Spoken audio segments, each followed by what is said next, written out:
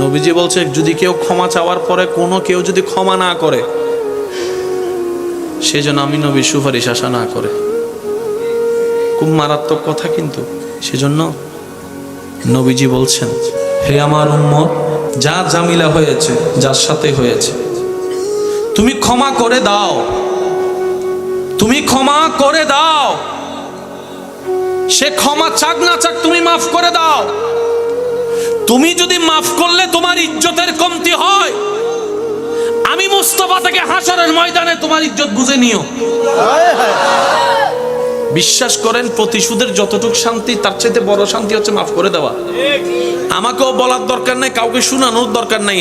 আপনার জীবনের সবচেয়ে বড় শত্রু, যে ইনডোর হোক, আউটডোর হোক, ঘরের হোক, বাহির হোক, যার সাথে আপনার বনেও না, যার সাথে চেহারা দেখতে ইচ্ছে করে না, এরকম কেউ থাকলে শুধু মনে মনে আমার দিকে তাকাই হলো কথাটা রাখার জন্য, শুধু মনে মনে বলেন, যা তোরা মাফ করে দিলাম। দেখবেন আপনার মনে এটা কেমন যেন একটা শান্তি লাগা শুরু করবে। বিশ্বাস করেন ভাই, রাগ, হিংসা, অহংকার এগুলো শয়তানের জিনিস। এগুলা নিয়ে কেউ শান্তিতে থাকতে পারে নাই, পারবেও না। হারালেই জিতা যায় না, হারালেই। অনেকে আছে কই মামলা করছে, আমি কি হারবো নাকি? দরকার হলে 10 খানি যা জমি আছে এগুলো সব বিক্রি করে দিব, তারপরেও জিতে লাগবে। তা আপনি 10 খানি জায়গা শেষ করে আপনি জিতে গেলেন, এবার আপনার আছে কি? এবার আপনার ছেলে মেয়েরাই তো আপনার 14 গোষ্ঠী দোয়াই ফেলবে। বাস্তব যেটা সেটা বলেন না রে ভাইয়া? তো সেজন্য আল্লাহর ওয়াস্তে নবীর সুন্নত হচ্ছে জীবনে শান্তিতে থাকার সবচেয়ে গুড ওয়ে। আল্লাহ পাক আমাদের সবাইকে বুঝার তৌফিক দান করুন। যদি আপনি আজীবন বেঁচে থাকেন, যদি আপনার কখনো মৃত্যু না হয়, যদি কখনো আপনাকে একা ঘরে কবরে থাকতে না হয়, তাহলে আপনার যা মন চায় তা করেন, যা মন চায় তা করেন। আর যদি আপনাকে একদিন মৃত্যুবরণ করতে হবে, যে কোনো মুহূর্তে কবরে একা থাকতেই হবে, তাহলে অনুরোধ রাখবো আপনার ঈমানি ভাই হিসাবে একবার ভেবে দেখবেন, একবার ভেবে দেখেন। 2টা মিনিট একটু ব্রেক দিয়ে একটু ভেবে দেখেন না, কোত্থেকে আসলাম, কে পাঠালো, কোথায় যাব, কি উত্তর দিব? আপনার সমস্ত প্রশ্নের উত্তর এখানে চলে আসবে।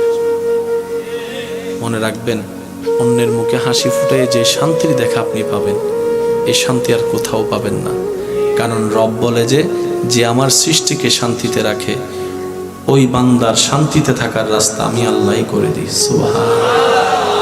তা বলে এই কথা ভুলবেন না, যার উপকার করবেন সে লাথি মারবে, যারে পড়াবেন সে আপনাকে মূর্খ বলে গালি দিবে, যাকে একটু ব্যবসার লাইন দেখাই দিবেন সে আপনাকে ভিক্ষুক বলে, গরিব বলে হেয় করবে। যার থাকার ঘর ছিল না, তাকে একটু ছাদ দিয়েছেন, সে আপনাকে একদিন ঘর থেকে বের করার প্ল্যানিং করবে।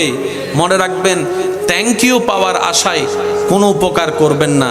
ওই বান্দার উপকার যেই বান্দারই হোক, ওই বান্দার উপকার এই কারণেই করবেন তার আল্লাহ যেন আপনার উপর খুশি হয়ে যায়। সুবহানাল্লাহ। তাহলে দুনিয়াতেও ইজ্জত আপনার, নিয়ামত আপনার, আখিরাতেও নিয়ামত আপনার।